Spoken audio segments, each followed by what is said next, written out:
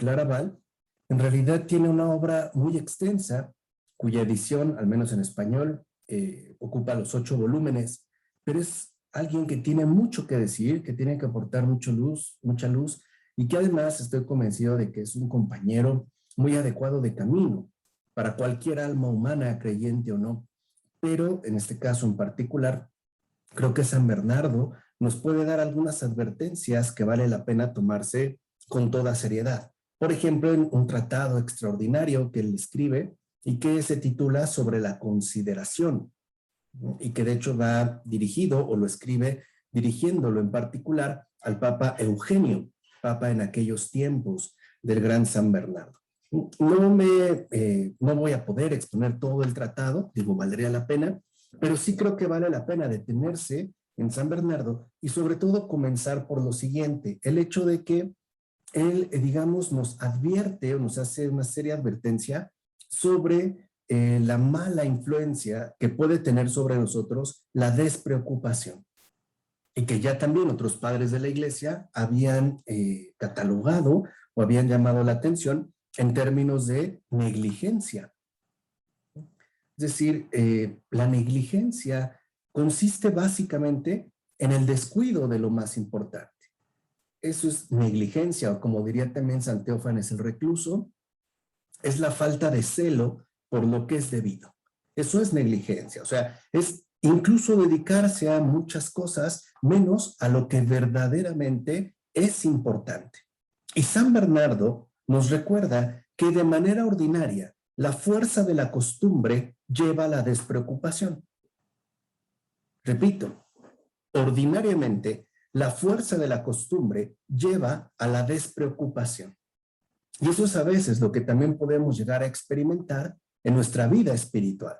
Muchas veces nuestra vida espiritual está regida por una costumbre, por una fuerza de costumbre que de fondo no hace más que debilitarla, desvitalizarla, porque en efecto, a fuerza de costumbre, terminamos despreocupándonos por la viveza y los contenidos profundos que la vida creyente nos debe de aportar.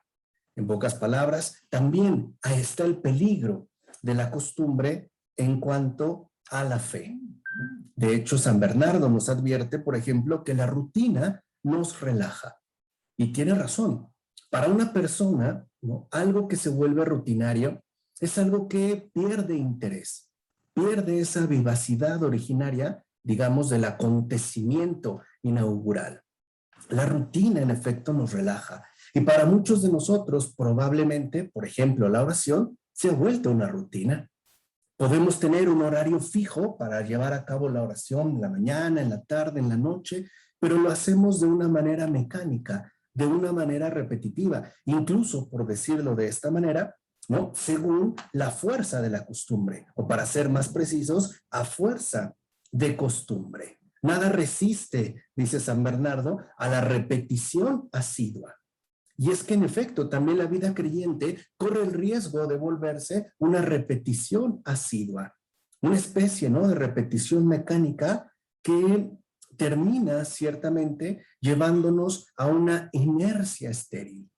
Hay personas que también, no dudo, que tienen la sana costumbre de ir a misa diariamente. No obstante, puede ser que esta asistencia a la celebración litúrgica sea por costumbre, sea por una mera rutina, es decir, que forme parte de una repetición que en todo caso, ¿no?, nos relaja y nos lleva, como dice San Bernardo, a la despreocupación.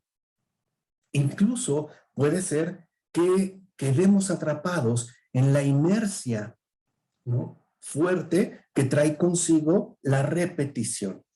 Por eso es que nosotros debemos de estar muy al pendiente con respecto a esta inercia que puede generar en nosotros la costumbre. No podemos reducir la fe a una costumbre. No podemos reducir nuestra experiencia creyente a una repetición mecánica. Por eso aquí a veces también debemos de considerar lo siguiente.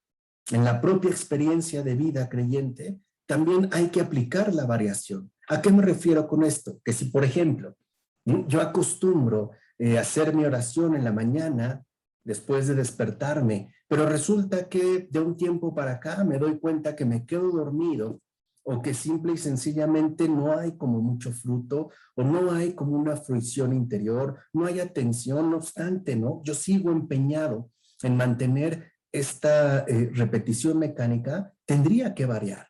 Es decir, puedo intentar seguir haciendo mi oración diariamente, pero en otra hora, en otro horario, tal vez después de desayunar o después del almuerzo, o por la tarde o en la noche.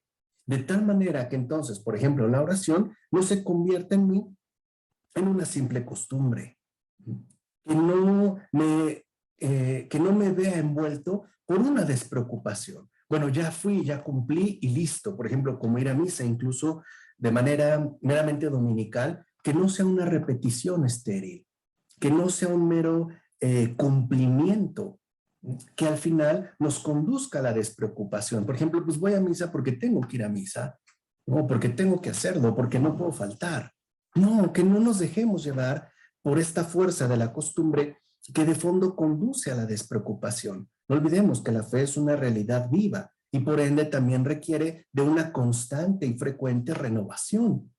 Tenemos pues que recuperar la vivacidad que implica el compromiso de la fe y no hacer que ésta se degrade a una rutina más. La fe no es una rutina. La fe es una experiencia novedosa con sus exigencias, sus complicaciones, sus desafíos. Pero eso es fundamental, eso es parte de la fe, eso es parte de la vivacidad de la fe. Si para nosotros la fe se ha vuelto una rutina, algo no está bien. Y eso es quizá lo que tendríamos que preguntarnos en tanto creyentes. ¿Realmente es mi fe algo vivo? ¿O por el contrario, se trata de una rutina más entre muchas otras?